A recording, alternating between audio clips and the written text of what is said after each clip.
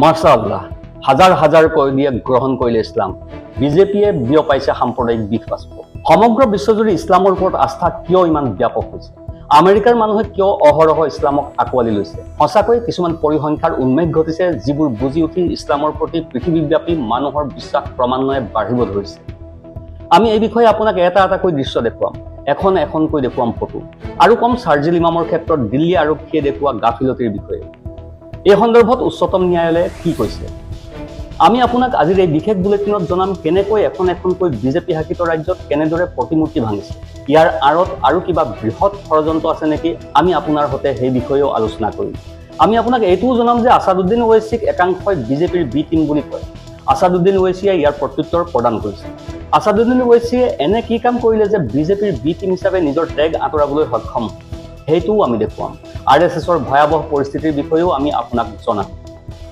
কৰ্ণাটকত আৰএছএছক নিষিদ্ধ কৰাৰ পাছত যেতিয়া আৰএছএছৰ নেতাই আজে বাজে কথা কৈছে তেতিয়া তেওঁলোকৰ বিৰুদ্ধে ব্যৱস্থা গ্ৰহণ কৰা হৈছে এই বিষয়েও আমি আপোনাক জনাম নমস্কাৰ নিউজ ওৱান নৰ্থ ইষ্টৰ আজিৰ এই বিশেষ বুলেটিনলৈ আপোনাক স্বাগতম আপুনি চাই আছে দেশৰ এটা অগ্ৰণী নিৰ্ভীক নিৰপেক্ষ চেনেল নিউজ ওৱান নৰ্থ প্ৰথমে আমেৰিকাৰ কথা কওঁ আমেৰিকাত নিৰৱচ্ছিন্নভাৱে কি হৈ আছে চাওক এই দৃশ্য আপুনি চাই থকা ভিডিঅ'টোত আমেৰিকাৰ মানুহক দেখা গৈছে এই লোকসকলে সকলোৱে ইছলাম গ্ৰহণ কৰিছে তেওঁলোকে মানি লৈছে সকলোৱে ইছলাম ধৰ্ম গ্ৰহণ কৰিছে এই বিষয়ে চ্যাটজিপিটিক সোধাত চ্যাটজিপিটিৰ পৰা উত্তৰ আহিল আমি আপোনাক দেখুৱাম যে কি কৈছে চ্যাটজিপিটি প্ৰতি বছৰে আমেৰিকাৰ কাৰাগাৰত থকা হাজাৰ হাজাৰ বন্দীয়ে ইছলাম ধৰ্ম গ্ৰহণ কৰিছে উদাহৰণস্বৰূপে CBS নিউজে প্ৰকাশ কৰিছে যে এই সংখ্যা 10,000ৰ পৰা 1 লাখ পৰ্যন্ত হ'ব পাৰে উইকিপিডিয়াৰ তথ্যমতে 2001 চনৰ পৰা 2014 চনৰ ভিতৰত আমেৰিকাৰ কাৰাগাৰত থকা প্ৰায় 2,50,000 বন্দীয়ে ইছলাম ধৰ্ম গ্ৰহণ কৰিছিল ইছলাম ধৰ্মী গ্ৰহণকাৰীৰ সংখ্যা কিয় ইমান দ্ৰুতগতিত বাঢ়িছে ইছলামৰ প্ৰতি মানুহৰ ভক্তি কিয়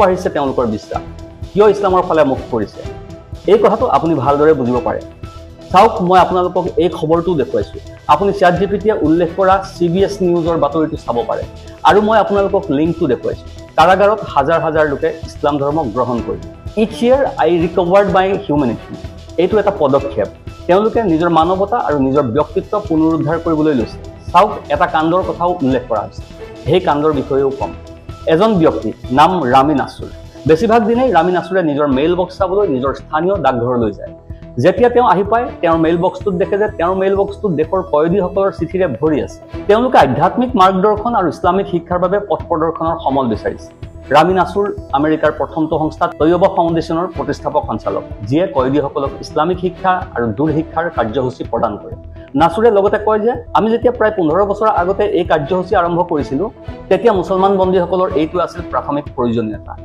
সেয়েহে আমি এই ব্যৱধান আৰু এই প্ৰয়োজনীয়তা দূৰ কৰিবলৈ সংগঠনটো প্ৰতিষ্ঠা কৰিলো সংগঠনটোৰ আৰম্ভণিৰ পৰা যি ফলাফল ওলাইছে ইছলাম গ্ৰহণ কৰা লোকৰ সংখ্যা ক্ৰমাগতভাৱে বৃদ্ধি পাইছে ইছলামৰ প্ৰতি মানুহ কিমান আকৰ্ষিত হৈছে ইছলাম ধৰ্মক মানুহে কিমান প্ৰায়ৰিটি দিছে সেয়া প্ৰমাণ কৰিবলৈ যথেষ্ট তথ্য আছে মানুহে ইছলাম আকোৱালি লৈছে ইছলামক অগ্ৰাধিকাৰ দিছে আৰু এই সংখ্যা হৈছে আমেৰিকাত প্ৰতি বছৰে ইছলাম গ্ৰহণ কৰিছে 10,000 বন্দী সংখ্যাটো কিমান ডাঙৰ হেতু দেখুৱাবলৈ এইটোৱে যথেষ্ট এই পৰিসংখ্যাই কি প্ৰতিনিধিত্ব কৰে হয়তো সমাজত সাম্প্ৰদায়িক ঘৃণা বিয়পোৱাসকলৰ চক্ৰান্তত এইটো এটা প্ৰচণ্ড মাধমাৰ এই ভিডিঅ'টো ভালদৰে লক্ষ্য কৰক তেওঁলোকে চাব লাগে যে আমেৰিকাত ইছলামৰ কেনেকৈ ট্ৰাম্পেট বজাইছে আৰু বহু উত্থান ঘটিছে আপোনাৰ টিভি কম্পিউটাৰ বা মোবাইলৰ স্ক্ৰীনত দৃশ্যকেইটা ভালদৰে লক্ষ্য কৰক তাত থকা মানুহে কেনেকৈ ইছলাম আকোৱালি লৈছে গতিকে এফালে আমেৰিকাৰ পৰা প্ৰকাশ পোৱা বাতৰিয়ে দেখুৱাইছে যে আমেৰিকাৰ বন্দীসকলে ইছলামক আকোৱালি লৈছে এতিয়া ভাৰতৰ দিশে মন কৰক সমগ্ৰ ভাৰততে প্ৰতিদিনে বিয়পি পৰা খবৰটোৱে হৈছে ভাৰতীয় জনতা পাৰ্টিয়ে শাসন কৰা ৰাজ্যসমূহত ইছলামৰ ওপৰত মুছলমানৰ ওপৰত ঘৃণা বিয়পাবলৈ কি কাণ্ড ঘটি আছে এই বাতৰিবোৰ এই দৃশ্যবোৰ আমি আপোনাক এটা কৈ দেখুৱাম প্ৰথমে চাওক মধ্যপ্ৰদেশৰ এটা দৃশ্য ধন সম্পত্তিৰ সন্ধানত এটা প্ৰাচীন শিৱ মন্দিৰ ভাঙি পেলোৱা হ'ল নন্দীৰ মূৰ্তিটো উভালি পেলোৱা হ'ল যাৰ ফলত হুলস্থুলৰ সৃষ্টি হ'ল কিবা বুজিছেনে ক'ত হৈছে এই ঘটনা মধ্যপ্ৰদেশত য'ত ডাবল ইঞ্জিন চৰকাৰ আছে য'ত ভাৰতীয় জনতা পাৰ্টিৰ ক্ষমতা আছে য'ত বিজেপি ক্ষমতাত আছে তাতেই হৈছে এয়া প্ৰশ্ন উত্থাপন হয় এনেবিলাক কাণ্ড সংঘটিত কৰি মুছলমানসকলক কাঠগড়াত থিয় কৰোৱাবৰ বাবে বদনাম কৰিবৰ বাবে সাম্প্ৰদায়িক সংঘাত সৃষ্টি কৰিবৰ বাবে এয়া একাংশ হিন্দুত্ববাদী নেতাৰ ষড়যন্ত্ৰ নেকি মুছলমানক টাৰ্গেট কৰিবলৈ এছামে এনে দুষ্কাৰ্য সংঘটিত কৰিছে নেকি মন্দিৰটো ভাঙি মুছলমানক টাৰ্গেট কৰাৰ এয়া এক পৰিকল্পনা নেকি আৰু কেৱল এইটোৱে নহয় ছত্তীশগড়ৰ পৰা এই খবৰটোও চাওক ছত্তীশগড়ত কাৰ চৰকাৰ শাসনত আছে আপুনি ভালদৰে জানে ভাৰতীয় জনতা পাৰ্টিৰ চৰকাৰ তাত কি হৈছে ছত্তীশগড়ত মাহতৰী অৰ্থাৎ মাতৃদেৱীৰ প্ৰতিমূৰ্তি কোনোবাই ভাঙি থৈ গ'ল মাতৃদেৱীৰ প্ৰতিমূৰ্তি ভঙাক লৈ ব্যাপক হুলস্থুল হৈছে কোনে জানে কোনে এইটো কাণ্ড সংঘটিত কৰিলে। চাওক এই লেখাটো স্থানীয় ভাষাত ছত্তীশগড়ীত লিখা হৈছে। চাওক দৃশ্যবোৰ স্পষ্টকৈ দেখা পাইছে মূৰ্তিটো কেনেকৈ ভাঙি থৈ গ'ল। ছত্তীশগড়ত মাতৃদেৱীৰ প্ৰতিমূৰ্তি ভাঙি এনেকৈ এটা হুলস্থুলীয়া পৰিৱেশৰ সৃষ্টি কৰিলে। আৰু মন কৰক মধ্যপ্ৰদেশ আৰু ছত্তীশগড় দুয়োখন ৰাজ্যতে বিজেপি ক্ষমতাত আছে। মাতৃদেৱীৰ প্ৰতিমূৰ্তি ভাঙি পেলোৱা হ'ল আৰু মূৰ্তিটো ভাঙি পেলোৱাৰ পাছত বিজেপি নেতাই কেনেধৰণৰ নেৰেটিভ আৰম্ভ কৰিছে চাওক।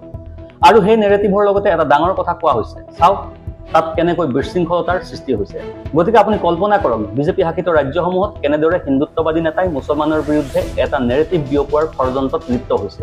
আৰু নিৰ্বাচনৰ পূৰ্বে প্ৰায়ে এনে অপপ্ৰচাৰ চলোৱা হয়। এতিয়া চাৰ্জিল ইমামৰ কথাকে চাওক দিল্লী আৰক্ষীক যথেষ্ট সময় দিয়াৰ পাছতো কিয় চাৰ্জশ্বিট দাখিল কৰা নাছিল?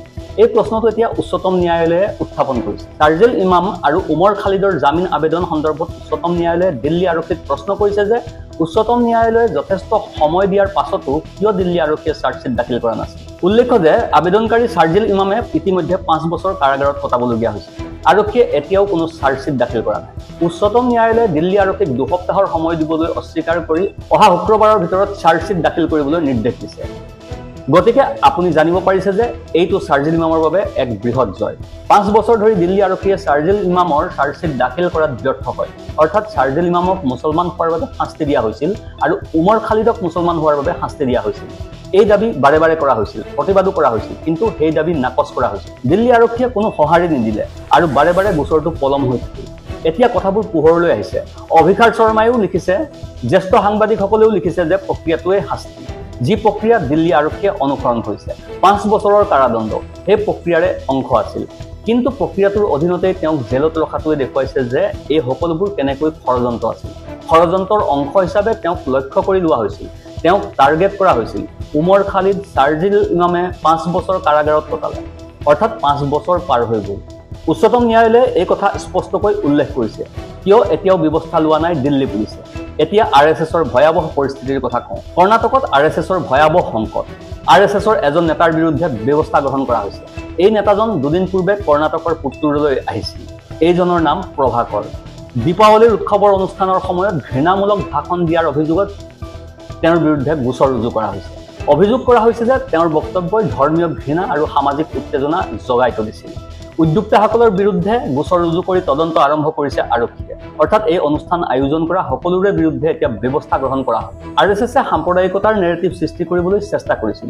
এইদৰে তেওঁলোকে সাম্প্ৰদায়িক নেৰেটিভ বিয়পাবলৈ চেষ্টা কৰিছিল। দৰাচলতে তেওঁলোকৰ এই চক্ৰান্তৰ কথা গম পোৱাৰ লগে লগে কৰ্ণাটকত চৰকাৰী আৰু বেচৰকাৰী স্থানসমূহত কৰ্ণাটক চৰকাৰে RSSৰ সভা সমিতিত নিষেধাজ্ঞা আৰোপ কৰিছিল। ইয়াৰ পাছতো RSSৰ সদস্যই এনেধৰণৰ সাম্প্ৰদায়িক ঘৃণা বিয়পোৱাৰ ভাষণ দি আছিল। গতিকে তেওঁলোকৰ বিৰুদ্ধেও গোচৰ ৰুজু কৰা হৈছে। এতিয়া সমগ্ৰ দেশতে RSSক নিষিদ্ধ কৰাৰ দাবী উত্থাপন হৈছে। RSS এতিয়া কৰ্ণাটক চৰকাৰৰ সম্পূৰ্ণৰূপে ৰাডাৰত আছে। সামান্যতম ভুল কৰিলেও তৎক্ষণাৎ ব্যৱস্থা লোৱা হয়। গতিকে এই পৰিস্থিতিবোৰৰ উন্মেষ ঘটিছে। এতিয়া ওৱেচিৰ কথা কওঁ। ওৱেচিক অনবৰতে বিজেপিৰ বি টিম বুলি কোৱা হয় যে তেওঁ বিজেপিৰ বি টিমৰ দৰে কাম কৰে। গতিকে কংগ্ৰেছ পাৰ্টিৰ বাবে প্ৰচাৰ চলাবলৈ গ'ল ওৱেচি। আৰু বিহাৰত নিৰ্বাচনী প্ৰচাৰ চলোৱা ভাৰতীয় জনতা পাৰ্টিৰ নেৰেটিভ আছিল যে বিজেপিৰ বিজেপিৰ সদস্যসকলে বিয়পাইছিল এই নেৰেটিভ। এতিয়া এই ভিডিঅ'টো চাই হয়তো আপুনি বিশ্বাস নকৰিব। জুবলি হিলছত কংগ্ৰেছ পাৰ্টীৰ নবীন যাদৱৰ হৈ প্ৰচাৰ চলাইছিল আছাদুদ্দিন ওৱেচিয়ে। ইয়াৰ এটা ভিডিঅ' পোহৰলৈ আহিছে।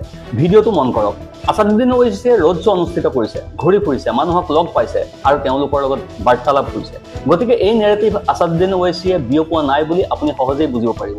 তেওঁক বিজেপিৰ বি টিম বুলি কোৱা হৈছিল। তেওঁৰ ওপৰত লগোৱা এই বিজেপিৰ বি টিমৰ লেবেলটো এতিয়া যেন নিশেষ হৈ পৰিছে। আৰু ভাৰতীয় জনতা পাৰ্টিৰ নেতাসকলে কি কৈছে? শেহতীয়াকৈ নীতিশ ৰাণেৰ বক্তব্য নিশ্চয় শুনিছে। তেওঁৰ আন এক ভয়ংকৰ সাম্প্ৰদায়িক বক্তব্য পোহৰলৈ আহিছে। আপোনাক সেই বক্তব্যটোও দেখুৱাম। ৰাইজে গাহৰি পোহা উচিত বুলি মন্ত্ৰী নীতিশ ৰাণেই ভয়ংকৰ সাম্প্ৰদায়িক মন্তব্য কৰিছে। গাঁৱে গাঁৱে সমাজৰ চুকে কোণে গাহৰি পালন কৰিব লাগে, যাতে মুছলমান তালৈ আহিব নোৱাৰে।